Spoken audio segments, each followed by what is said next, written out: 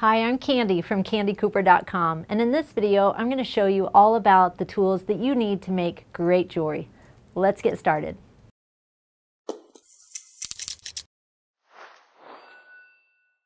Alright, one of my favorite jewelry tools is a beading board, and it might not seem like a tool, but it is a tool when it comes to design. And the thing is, when you look at it, you've got these little like tracks where your beads can sit perfectly in, and they're like, especially these round beads, they're not going to roll away. But when you have loose beads, you can just like line them up, and you'll see at the bottom it starts with 0 and then goes up to 1, 2, 3, 4, 5. So now you know if it goes 0 to 10, 0 to 10, 10 plus 10 equals 20. I've got a 20-inch necklace, so you want to put your clasp in and all of that, and it just helps with layout. This is a cool one because it's like almost like a little portfolio, and I've got a place for my tools too. So speaking of tools, let's take a closer look at those. Let me clear this out of the way. All right, so look at all this. It's a little overwhelming probably if you're just getting started. So thought it might be good just to kind of go over this. So the first question I get a lot is, how do I know what tools to buy?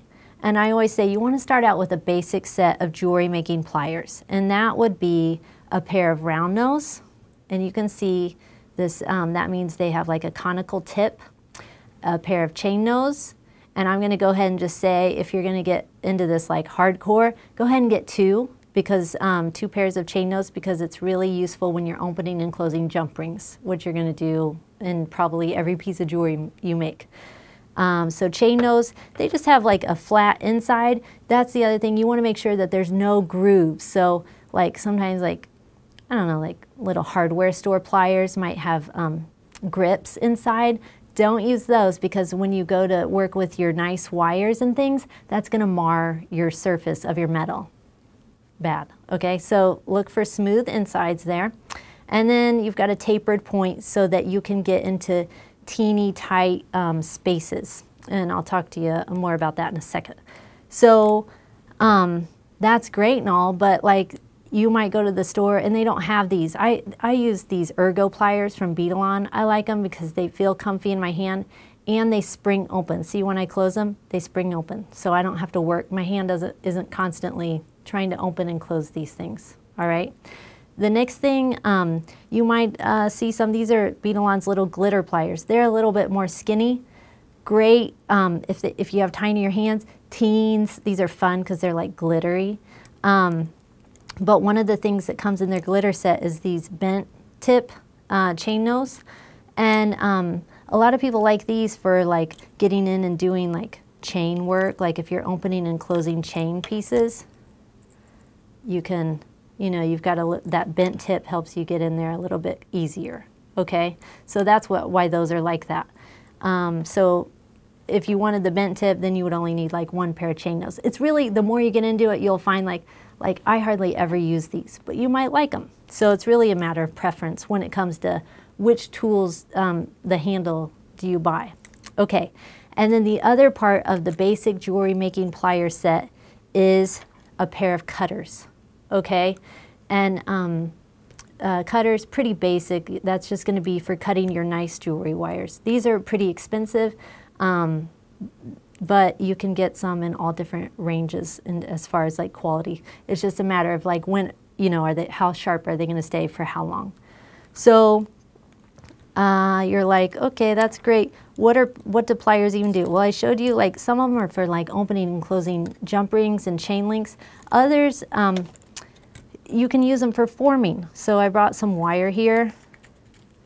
Let's take the, oops, I grabbed the wrong end.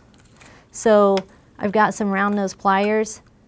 Essentially, that's what pliers do, is they form. So I can do spirals, and then I can switch between them. Let me try to twist that up. So I can walk that spiral around with my chain nose.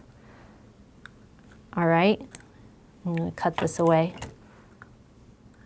Or you can even use them just for like bending things back and forth.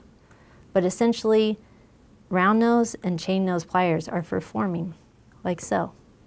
Okay, so if you're into wire wrapping and things like that, also useful for things, for those kinds of things.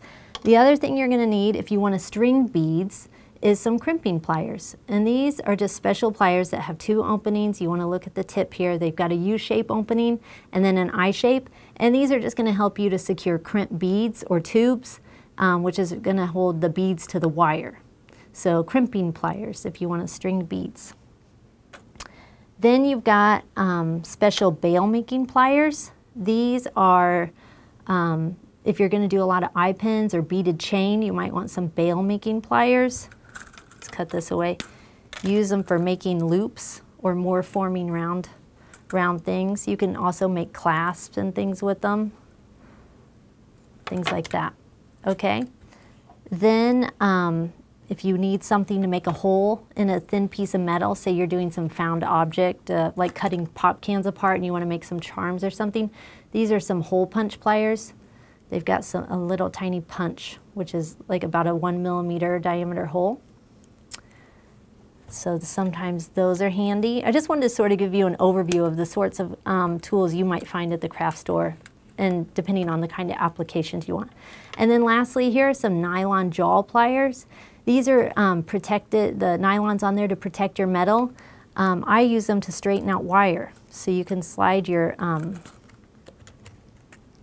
piece of wire through there and that'll help straighten it out. You do that a couple times. So that's just a little tool overview of you know, the kinds of tools you might need for jewelry making. Thanks for watching this video. I hope you'll drop us a line in the comments section or give us a thumbs up if you liked it, and be sure to subscribe to this channel. See you next time.